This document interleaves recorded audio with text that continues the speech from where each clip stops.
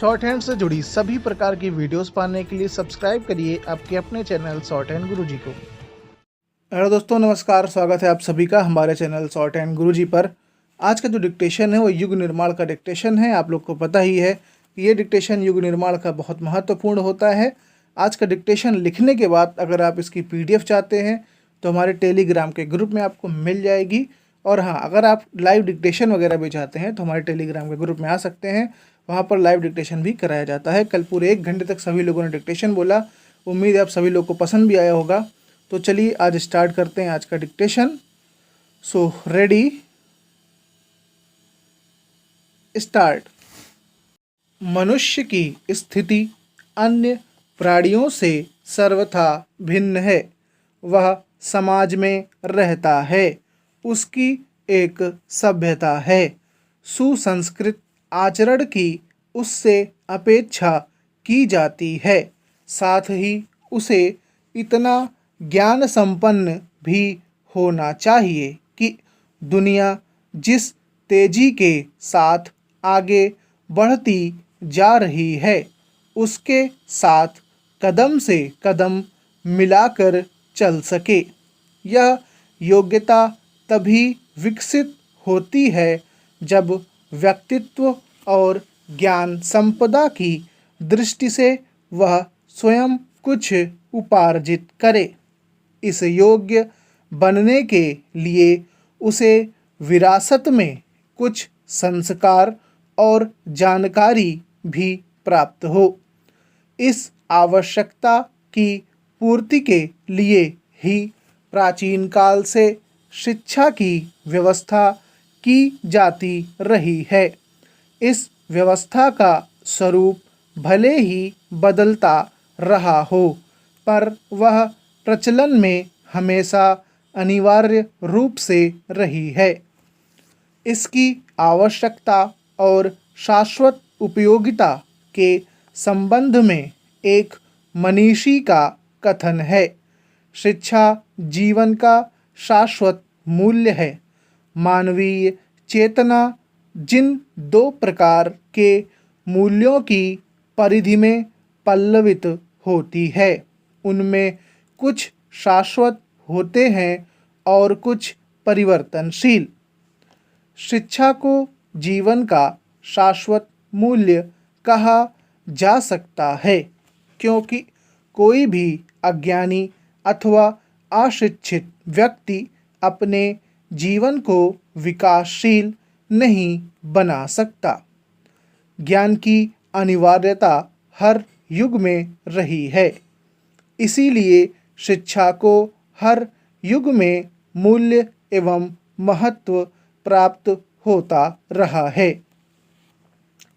शिक्षा का अर्थ केवल वस्तुओं या विभिन्न विषयों का ज्ञान मात्र नहीं है। यदि अर्थ को यहीं तक सीमित मान लिया जाए तो वह अज्ञान से कुछ ही अधिक हो सकता है और कई बार तो उससे भी अधिक भयावह परिणाम प्रस्तुत कर सकता है।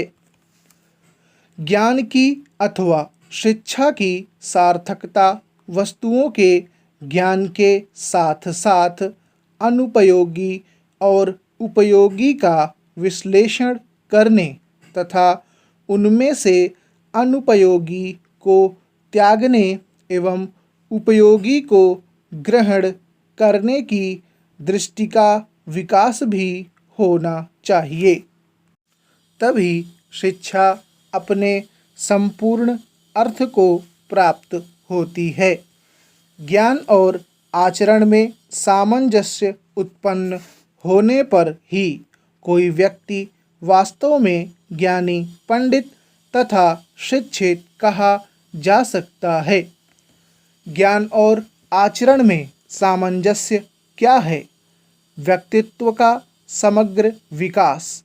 ज्ञान वह है जो देय और उपादेय का विश्लेषण करे। दूसरे शब्दों में उसकी प्रतिक्रिया परिणति को विवेक भी कह सकते हैं और विवेक के प्रयोग से ही ज्ञान की सार्थकता है, अन्यथा ज्ञान की कोरी किताबी जानकारी का क्या महत्व।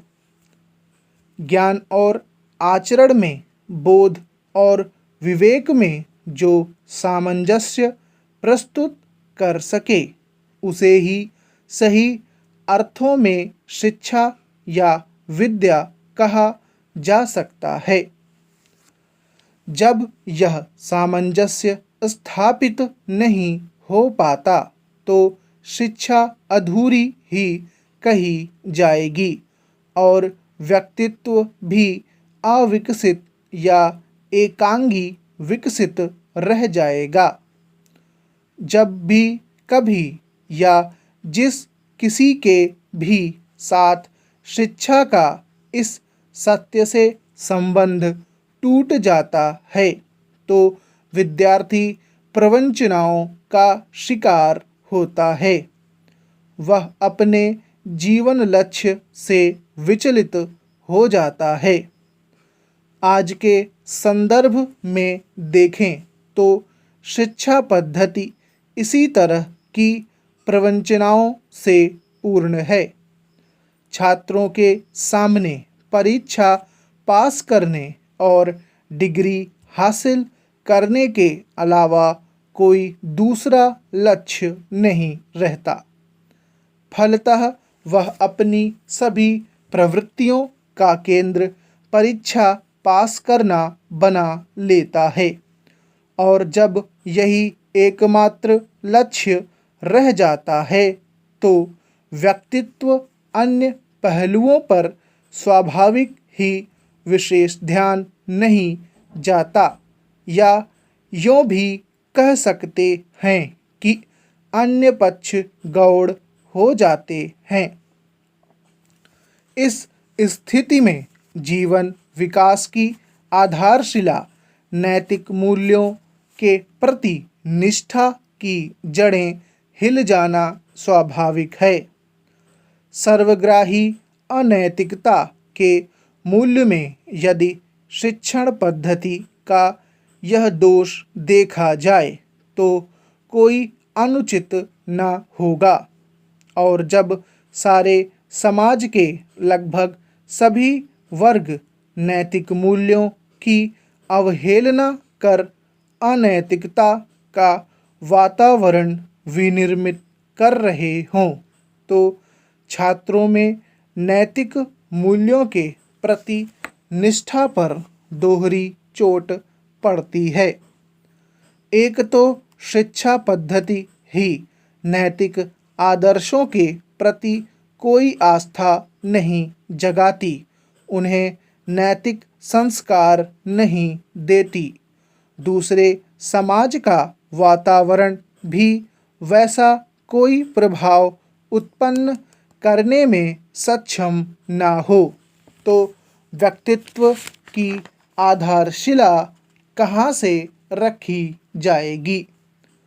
विद्यार्थियों के मानस में जब अनैतिक मूल्य जड़ जमाने लगते हैं तो वे परीक्षा में पास होने की बात हो या समाज के प्रति व्यवहार का विषय हो, नैतिक मूल्यों की उपेक्षा ही करेंगे। आए दिन परीक्षा में नकल कर पास होने की साधारण घटनाओं से लेकर अनुचित साधन अपनाने के लिए आपराधिक स्तर की रीति नीति अपनाने तक की विविध घटनाएं प्रकाश में आती रहती हैं। इन दिनों यह प्रवृत्ति कुछ विशेष रूप से बढ़ी है।